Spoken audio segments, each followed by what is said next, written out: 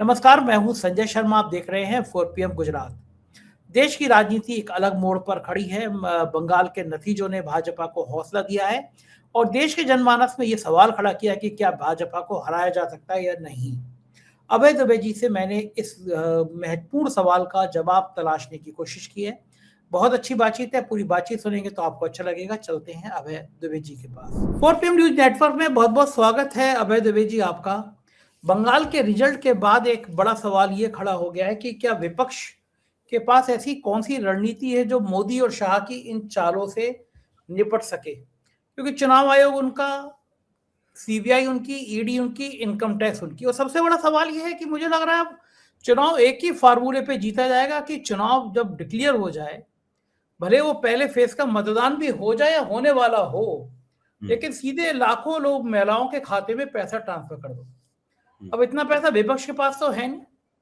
ये जो तमाम एक व्यू रचना पूरे देश में तैयार कर दी गई है, विपक्ष कैसे निपटे? उसके खाते सील कर दिए जाते हैं। कांग्रेस का खाता सील हुआ, विपक्ष के पास पैसा नहीं है, डायरेक्ट ट्रांसफर शुरू हो गया, ईडी का इस्तेमाल, इनकम टैक्स के छापे, चुनाव आयोग जेब में।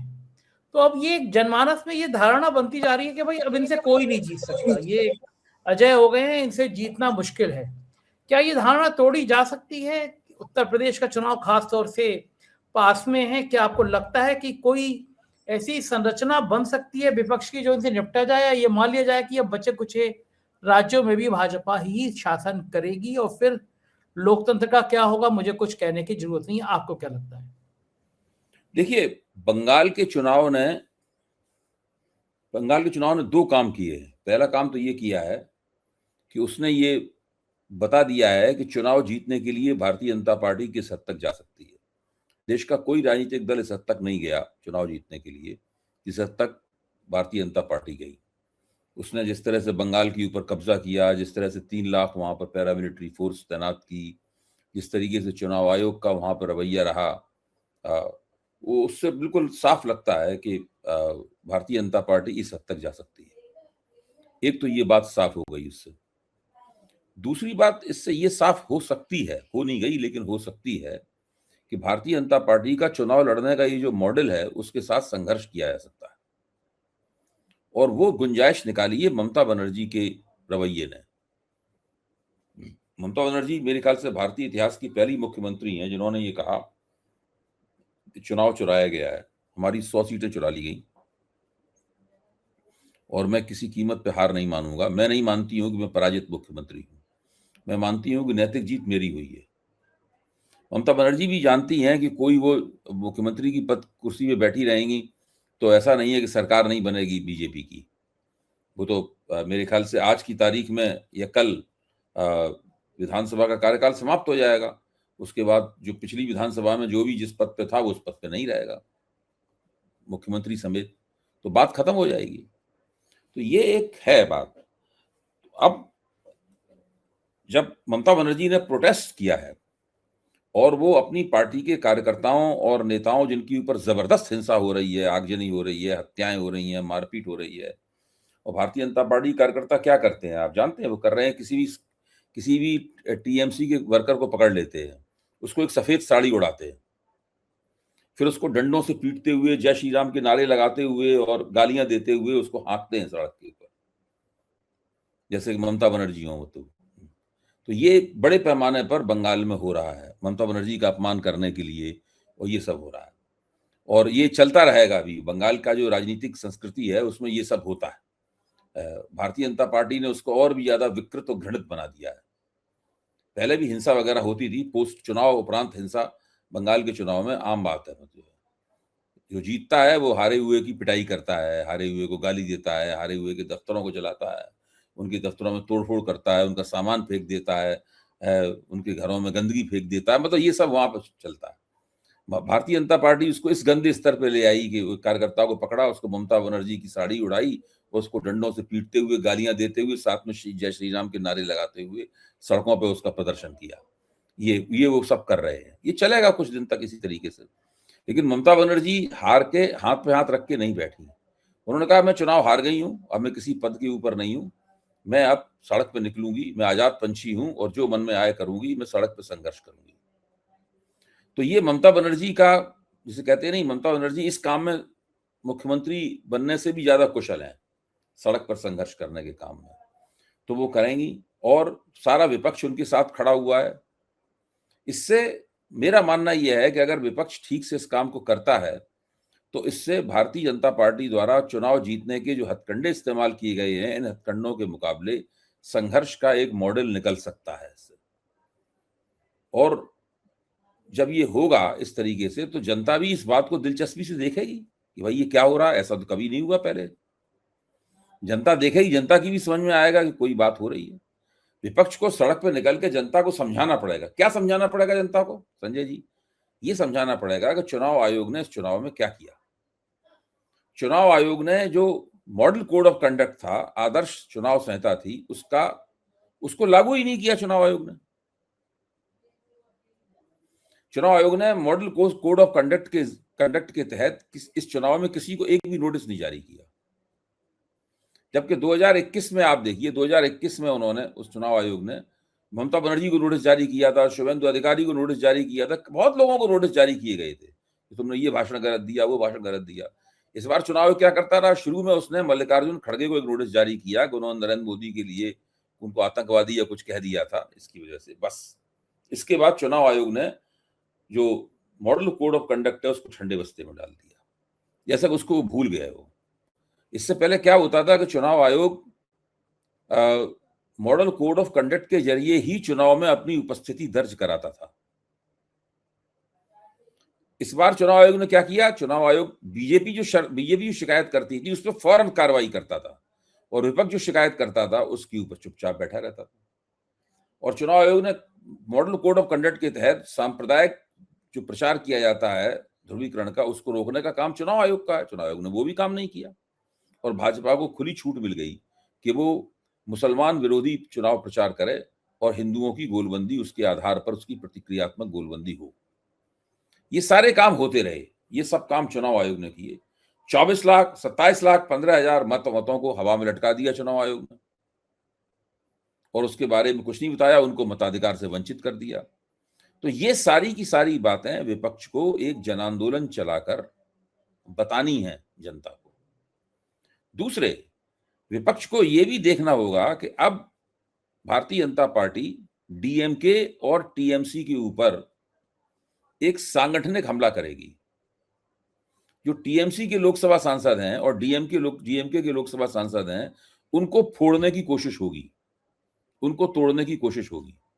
क्योंकि लोगों के पास अब राज्य में सत्ता नहीं रही, इसलिए वही छोटे छोटे ग्रुप हैं, एक 22 है, एक के बाद 28 है, तो इनको आसानी से तोड़ा जा सकता है। कांग्रेस के सांसदों को नहीं तोड़ा सकता क्योंकि वो 99 है, उनको तोड़ने के लिए बहुत दिक्कत होगी, लेकिन छोटे छोटे उनको गुटों को तोड़ा जा सकता है। तो ये भी एक बड़ा खतरा है जिसका सामना इन लोगों को करना पड़ेगा। तो दूसरे, सुप्रीम कोर्ट में जब एसआईआर के खिलाफ सुनवाई हो रही थी, उस वक्त सुप्रीम कोर्ट ने कहा था कि अगर किसी निर्वाचन क्षेत्र में जीत हार का अंतर उस निर्वाचन क्षेत्र के कटे हुए वोटों से कम है, तो वहां पर हम चुनाव के ऊपर पुनर्विचार करेंगे। इस तरह की बंगाल में करीबन 50 सीटें हैं जिनमें जीत हार का अंतर एसआईआर के तहत कटे हुए वोटों से कम है, और उसमें शायद 26 सीटों के ऊपर ममता बनर्जी हार गई हैं और 22 सीटों के ऊपर बीजेपी भी हारी है उसमें। तो अब बीजेपी भी उन सीटों को लेकर कोर्ट में जाएगी और ममता बनर्जी भी उन सीटों को लेकर कोर्ट में जाएंगी। तो अदालत भी लड़ाई का एक बहुत बड़ा मंच बनेगी, जिसके अंदर कानूनी दांव पेच, लड़ाई वगैरह ये सब होगी। तो आप देखिए, सड़क के ऊपर भी आंदोलन होगा, संगठन के स्तर पर भी आंदोलन होगा, अपने एमपीज को बचाने की कोशिश होगी, और अदालत के स्तर पर भी आंदोलन होगा। तो बंगाल का चुनाव अभी खत्म नहीं हुआ है, बंगाल की लड़ाई अभी खत्म नहीं हुई है, बंगाल की लड़ाई अभी जारी रहेगी। और मुझे तो दिखाई पड़ता है कि अगर विपक्ष इसको लड़ाई लड़ने की ठान ले, और ममता बनर्जी जिस प्रकार की नेता हैं, वो हार मानने वाली नेता नहीं है, तो भारतीय जनता पार्टी ने जो जिस तरह से चुनाव प्रचार करके और जिस तरीके से तिकड़म करके बंगाल का चुनाव जीता है, दूरगामी दृष्टि से भारतीय जनता पार्टी को इसका खामियाजा उठाना पड़ सकता है। अबे जी, आपको लगता है कि जनमानस एक्टिव हो पाएगा? लोग अपने कामों में इतना बिजी हैं, उन्हें कोई इंटरेस्ट ही नहीं है, बस थोड़ी देर खबर सुनते हैं, उसके बाद खत्म कर देते हैं। अन्ना के आंदोलन के बाद इस देश का आम आदमी, किसानों के आंदोलन को छोड़ दीजिए, एक देखिए संजय जी, मध्यम वर्ग छोटे-छोटे वीडियो बनाते हैं हम लोग, इन्हीं बातों को लेके, लाखों-लाखों लोग उनको देखते हैं वीडियो। मेरा अपना तजुर्बा तो ये है, लोग भूखे बैठे हुए हैं। लोगों को विश्लेषण चाहिए, लोगों को नई जानकारी चाहिए जो गोदी मीडिया उन्हें नहीं देता। लोगों को भारतीय जनता पार्टी की पोल खोलने वाले विचार चाहिए, विश्लेषण चाहिए, तर्क चाहिए। मैं ये मानता हूं कि किसी भी समाज में हर व्यक्ति राजनीति के प्रति जागरूक नहीं होता। उसमें कुछ व्यक्ति राजनीति के प्रति जागरूक होते हैं। वही व्यक्ति पार्टियों में जाते हैं, वही व्यक्ति कार्यकर्ता बनते हैं, वही व्यक्ति आंदोलन में उतरते हैं और वही व्यक्ति बातचीत करके पूरे समाज को संगठित करते हैं। मेरा तो मानना है कि विपक्ष अभी उन व्यक्तियों को भी गोलबंद नहीं कर पाया है।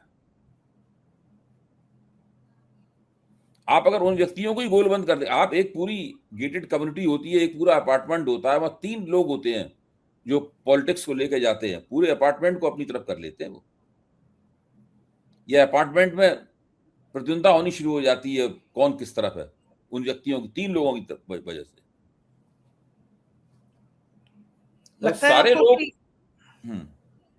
लगता है कि विपक्ष की आपसी लड़ाइयां खत्म नहीं होती। केजरीवाल कांग्रेस से लड़ रहे हैं, कांग्रेस ममता बनर्जी से लड़ रही है, तो ये जो आपस में ही अगर एकजुट नहीं होंगे बंगाल के चुनाव से ये भी फर्क पड़ेगा।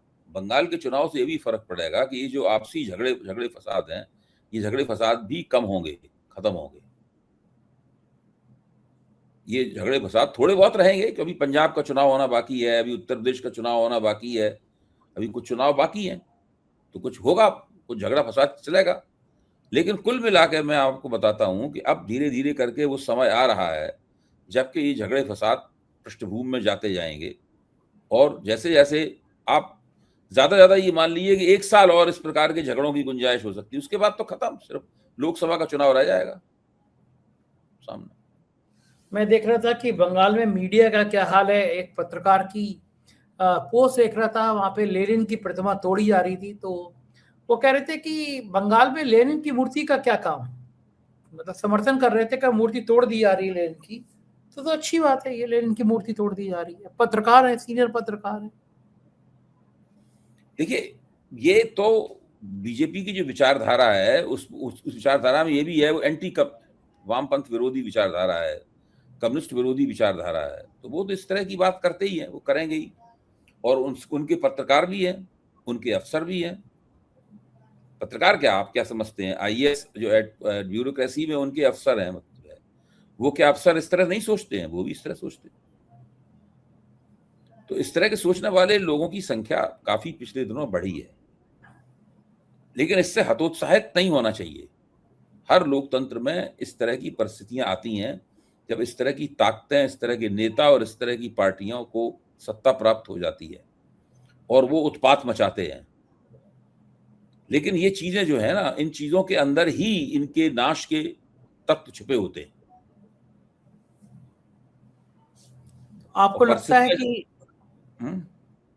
लगता है कि देश में वामपंथ भी निपटने की स्थिति में आ गया है, वामपंथ भी खत्म हो रहा है? भाई देखिए, वामपंथ अगर खत्म हो रहा है तो उसमें वामपंथियों की भी अपनी भूमिका है। केरल में तो उनके पास सरकार थी, 2 चुनाव लगातार जीते थे। केरल की जनता ने उनको 2 चुनाव लगातार जिताए। केरल में आमतौर पर कोई पार्टी, कोई मोर्चा 2 बार लगातार नहीं जीतता, तो उनको जिताया वामपंथियों को, विशेष अवसर दिया जनता ने उनको। बंगाल में उनकी 34 साल तक सरकार रही है, 34 ईयर्स तक। तो आखिरकार ऐसा क्या हो गया कि 34 साल बाद जब वो हारे तो अचानक साल, 2 साल, 1.5 साल के अंदर ही उनका नामो निशान मिट गया, ढक्कन हो गए, जीरो पे हो गए। इसका मतलब है उन 34 सालों के आखिरी जो 10-15 साल थे वो उनके अच्छे नहीं थे। तो वामपंथियों को भी तो अपने आप में सुधार करना होगा ना, कुछ करना होगा ना वामपंथियों को ऐसा जो अभी तक उन्होंने नहीं किया है। और वो तभी पार्टियां और नेता करते हैं जबकि उन पर पराजय की चपत लगती है। कौन सी बड़ी गलती कर रहे हैं वामपंथी लोग? देखिए वामपंथियों, अब मैं आपको एक बात बताता हूं, 34 साल तक बंगाल में सीपीएम की सरकार रही और 2011 में गई सरकार उनकी। 2011 तक भी सीपीएम के लोग जो हैं वो नई जो इंफॉर्मेशन टेक्नोलॉजी थी उसका इस्तेमाल उन्होंने सीखा नहीं था। बीजेपी ज्यादा इस्तेमाल कर रही थी 2011 में इंफॉर्मेशन टेक्नोलॉजी का। ममता बनर्जी ज्यादा इस्तेमाल कर रही थी इंफॉर्मेशन टेक्नोलॉजी का। मैं एक उदाहरण के तौर पर केवल आपको बात बता रहा हूं, जब इन लोगों को मौका मिला कि ज्योति बसु को ये लोग मुख्य प्रधानमंत्री बना दें, केवल इनकी इनकी इनकी इनकी सेंट्रल कमेटी को कहना भर शेष था कि इजाजत देनी थी कि ज्योति बसु को प्रधानमंत्री बनना। ज्योति बसु प्रधानमंत्री बन जाते तो देवगौड़ा को प्रधानमंत्री बनने का मौका नहीं मिलता। और मैं गारंटी से कहता हूं कि ज्योति बसु 5 साल तक सरकार चलाते। तो मैं ये कह रहा हूं कि इन लोगों ने जो बड़ी बड़ी गलतियां की हैं, जिसको बाद में सीपीएम वालों ही ने कहा कि हिमालयन ब्लंडर थी, हिमालय समान गलती थी। मैं ऐसी बहुत सी बातें बता सकता हूं। भाई बंगाल का औद्योगिकरण उन्होंने क्यों नहीं किया? 34 साल तक सत्ता में रहे, बंगाल का डी इंडस्ट्रियलाइजेशन उनके जमाने में हो गया। बंगाल तो पहले बहुत सबसे ज्यादा इंडस्ट्रियलाइज जगह थी ना, कलकत्ता सारी इंडस्ट्री का गढ़ था। लेकिन 34 वर्ष में इन्होंने बंगाल का डी इंडस्ट्रियलाइजेशन कर दिया। बाद में उनको होश आया, बुद्धदेव दास भट्टाचार्य को होश आया तो उन्होंने फिर टाटा के साथ बातचीत की। टाटा ने कहा हम यहाँ पे अपना वो खोलेंगे, छोटी कार बनाने का प्लांट खोलेंगे, नैनो प्लांट। हाँ, नैनो प्लांट खोलेंगे। तो वहां नंदीग्राम और उसके आसपास जो है, सिंगूर और नंदीग्राम के आसपास जो है ना, उनको जमीन आवंटित की गई। लेकिन वो जमीन भी सीपीएम वालों ने डंडे के जोर पे पीट पीट के, मैंने तो उनकी ऊपर बहुत लिखा है इस विषय के ऊपर। सीपीएम के कार्यकर्ता जाते थे और वहां पे जनता को मारते थे, औरतों को मारते थे, वो जौमी देवे ना ऐसे करके बोलते थे उनको, और बहुत आंदोलन हुआ। और ये जो इस वक्त ममता बनर्जी को इन्होंने चुनाव में हरा दिया, अधिकारी शुभेंदु अधिकारी, इन्हीं के पिताजी ने वो आंदोलन चलाया था।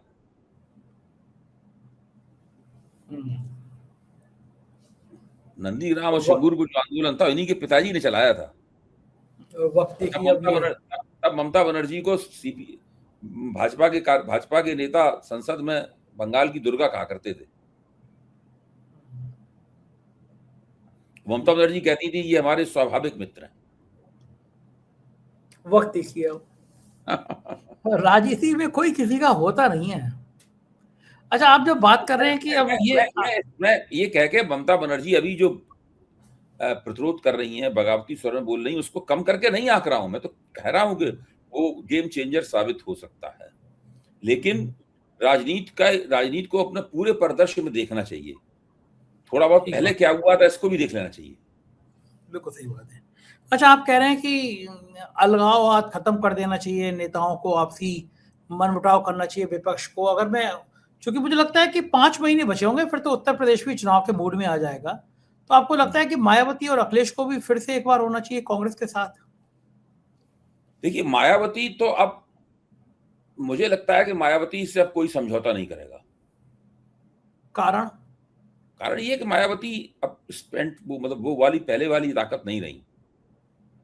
अब मायावती के साथ अखिलेश या कांग्रेस समझौता अगर करते हैं तो मायावती जो धीरे धीरे खत्म होने की तरफ जा रही हैं, वो थोड़ा सा उनका वो होगा, रिवाइवल होगा, थोड़े उभर आएंगी, लेकिन ज्यादा कुछ नहीं कर पाएंगी। अब तो ये है कि अखिलेश और कांग्रेस को गठजोड़ करके ठीक से चुनाव लड़ना चाहिए, और दूसरी जो पिछड़ी दलित अल्पसंख्यक शक्तियां हैं उनको एकजुट करना चाहिए, और कोशिश करनी चाहिए कि भाजपा के खिलाफ ब्राह्मण जाति में जो असंतोष है, उस असंतोष का वो कैसे लाभ उठाएं। जयंत चौधरी को आपको क्या लगता है, जयंत चौधरी बीजेपी के साथ ही रहेंगे या फिर से पाला बदलेंगे? बीजेपी के साथ रहेंगे, क्यों पाला बदलेंगे? चंद्रशेखर का भविष्य उत्तर प्रदेश में वो तो एक सीट के खिलाड़ी हैं, वो सीट भी अब दोबारा जीत पाएंगे किसी को नहीं पता। नौजवान जो दलित वोट है वो तो चंद्रशेखर की तरफ आकर्षित हो रहा है। कहाँ का भाई, जो पश्चिमी उत्तर प्रदेश के हैं वहीं छोटे मोटे इलाके का वोट उनकी तरफ आकर्षित होता है। मुझे नहीं लगता कि ऐसा कोई उनकी पकड़ बन गई है वोटरों के ऊपर कि वो रहने वाले पश्चिमी उत्तर प्रदेश के हैं और बस्ती और गाजीपुर का भी दलित उनको उनकी तरफ आकर्षित हो रहा है। मुझे तो नहीं लगता ऐसा। अच्छा, अखिलेश यादव जिस तरह पीडीए की बात कर रहे हैं, पिछड़ा दलित अल्पसंख्यक, ये मोर्चा बन पाएगा, ऊंची जातियों के खिलाफ बन पाएगा जिस हिसाब से उत्तर प्रदेश में जाति की राजनीति तेज हो रही है? देखिए, उत्तर प्रदेश में विधानसभा का चुनाव तब तक नहीं जीता जा सकता जब तक कि भारतीय जनता पार्टी का ऊंची जातियों का गठजोड़ टूटे ना।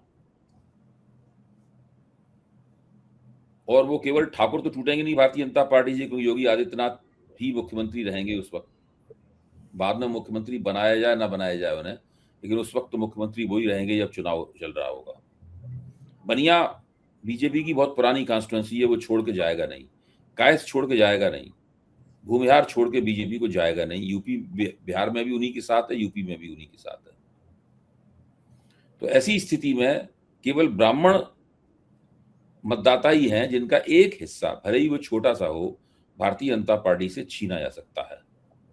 कांग्रेस और समाजवादी पार्टी को इस प्रकार से अपनी चुनावी प्लेट सजानी चाहिए ताकि वो उस हिस्से को उनसे छीन सके।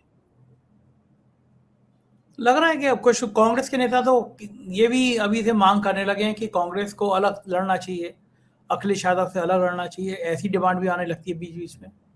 वो तो हर बार होती है। कौन सा ऐसा चुनाव है जब ऐसी डिमांड नहीं की गई? आपको याद है कोई चुनाव इसमें ऐसी डिमांड न की गई हो? बिहार में भी की जाती है, उत्तर प्रदेश में भी की जाती है, सब जगह की जाती है।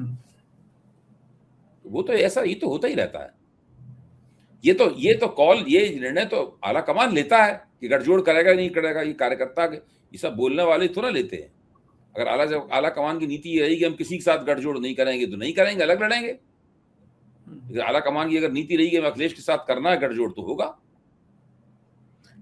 पंजाब में लगता है आपको कि बीजेपी पंजाब में भी कुछ दखल दे पाएगी? भाई पंजाब में तो वो पूरी उनकी कोशिश है पंजाब में कि किसी तरीके से अराजकता फैल जाए और उस अराजकता के नाम पर भगवंत मान सरकार को अपदस्थ कर दिया जाए, या तो राष्ट्रपति शासन लगा दिया जाए वहां पर, या बीजेपी और दूसरी पार्टियों को तोड़ फोड़ करके फिर से एक गठजोड़ सरकार बना ले कुछ दिनों के लिए। 10 महीने तो दूर है पंजाब में चुनाव केवल। प्लानिंग तो उसी दिशा में है, बम भी फटे हैं कुछ जगह। मोदी मीडिया लग गया इस काम करने में। हाँ, मान्य आरोप भी लगाया है कि बीजेपी एक काम शुरू कर दिया उसने।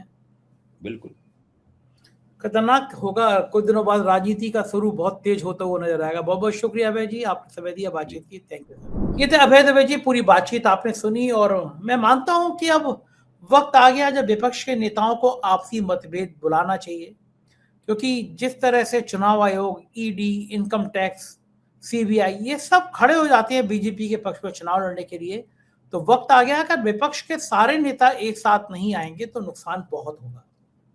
मुझे लगता है आप भी मेरी बार राय से सहमत होंगे। मैं फिर मदद के लिए का अनुरोध कर रहा हूँ। ये बराबर में लोगो देख रहे हैं जज संजय का, यूट्यूब पे डालिए जज संजय आएगा। इस चैनल को सब्सक्राइब करिए। इससे मैं मन की बात करता हूँ, मेरे मन की बात सुनिए, मुझे अच्छा लगेगा। मुझे कमेंट करके बताइएगा कि आपने सब्सक्राइब किया है नहीं किया है। मुझे अच्छा लगेगा अगर आप इसको सब्सक्राइब करेंगे। शुक्रिया, थैंक यू।